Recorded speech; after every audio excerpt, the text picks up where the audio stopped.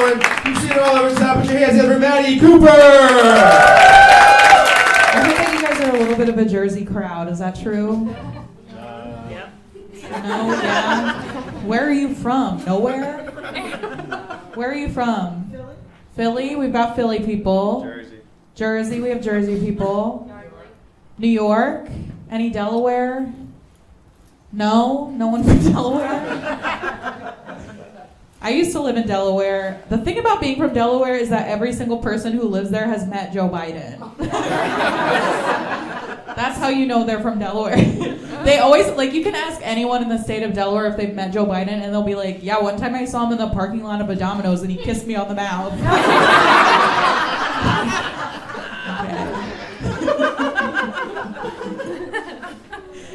Oh my God. I've lived in Philly for like almost 3 years. I love it here. I'm gonna stay. To give you some perspective on why that's important to me, before I moved here, in the 5 years before I lived in Philly, I lived in Miami, DC, Minneapolis, Delaware, and then I moved here. That was all in 5 years, because I'm on the run. I hope none of you guys are cops. I stole the Declaration of Independence. Don't tell anyone.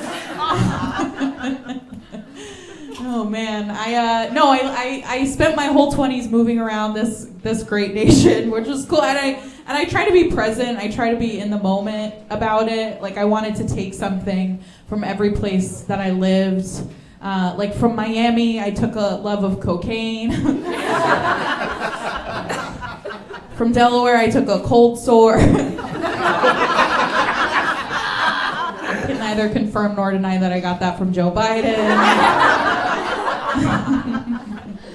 From Minneapolis, I took 15 pounds. And from DC, I took the Declaration of Independence. So if you guys didn't laugh, that's a national treasure joke. That's kind of a niche.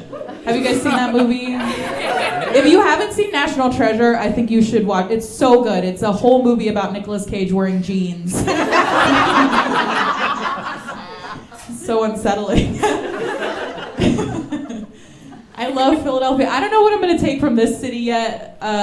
We'll see. It's yet to be said. What I would love to take from this city is the confidence. Like, recently I was in a Wawa, and I saw a guy buy 4 2-packs of hard-boiled eggs, and then he just walked out like he had never killed a person before. Only in Philadelphia.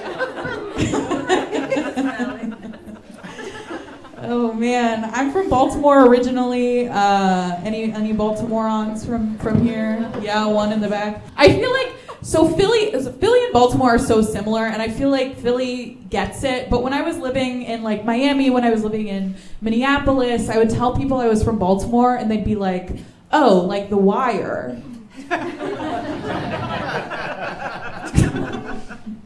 I'd be like, "No, not really. Like I'm not." It's not so much, I'm not from The Wire, Baltimore. I'm from John Waters, Baltimore. You know what I mean? I'm from Hairspray, Baltimore. I'm chubby, and my mom is John Travolta. That's the Baltimore that I'm from. Oh, God. There's a lot of women in here. That's cool. Actually, that's perfect, because I need to crowdsource. Does anyone here have a gynecologist that they really like? Yeah. Yeah? Oh my God, that's amazing. You guys, you have gynecologists in the city that you really like? Oh, no. Not in the city. Yeah. Where? I have to go to Reading. Reading? Jesus. She rocks. She's worth the drive. She's worth the drive to Reading, Pennsylvania. I don't know if my pussy is worth the drive to Reading, Pennsylvania.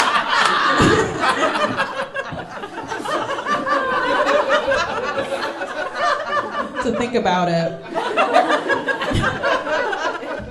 I'm searching for a good gynecologist in this city, and it's tough because I have really high standards. Like, I keep going to different doctors and we're not clicking. And it's like, the problem is that I'm always just trying to reach the high of my first time going to because my first gynecologist, this is great. This is like a beautiful story. I don't know if you guys are like woo-woo like me, but the first gynecologist that I ever went to was actually the same woman who delivered me. Which is like, that's like ecstasy. extension, like that's circle of life shit. Like the same, like the same hands that like reached inside of my mom and pulled me into the world. Those same hands 17 years later reached into me to pull out the condom that got stuck in there when I tried to have sex with my gay boyfriend. Do you understand? And like, how am I gonna... Maybe I have to go to Reading. That's maybe what I have to do. Oh God, I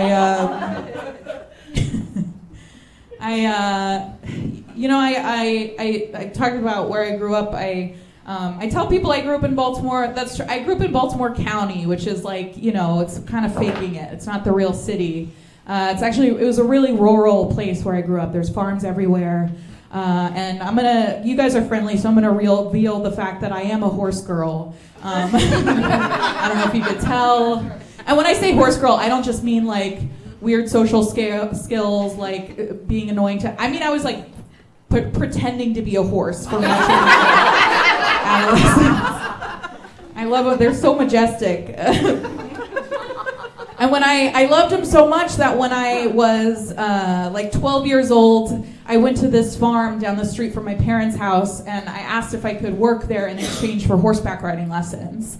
And I ended up working there after school every day, and it turned into a whole thing. I worked there from when I was 12 to when I was 20 years old. I worked on this horse farm, and it was beautiful. It's a beautiful thing when you work at a farm, when you work with livestock, because it's like you're part of a team, like everyone's working together. It's like all the 12-year-old girls and the old lesbians and the Mexican men are like all working together.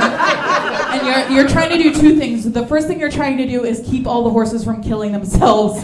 And then the second thing you're trying to do is deal with the vast amount of shit that's on the farm. I don't know if you guys know anything about livestock, but they shit so much. It's like there were 38 horses on this farm, and they're all shitting constantly. And like we had to deal with it, right? That's something that you have to deal with. And so what we would do is that we would clean out the shit from the stalls, and we would put it in a wheelbarrow, and we would wheel it around back to the back of the barn where there was a giant pile of shit. And when I say whatever you're picturing in your mind, double it. It's like, oh my God, and this is every barn, every livestock area. Like, you went to a wedding there once, go around the back of the barn. There's a giant, it's multi-story. Like, you get close to this giant pile of shit and the temperature changes. It's like, that's how big this giant pile of shit is.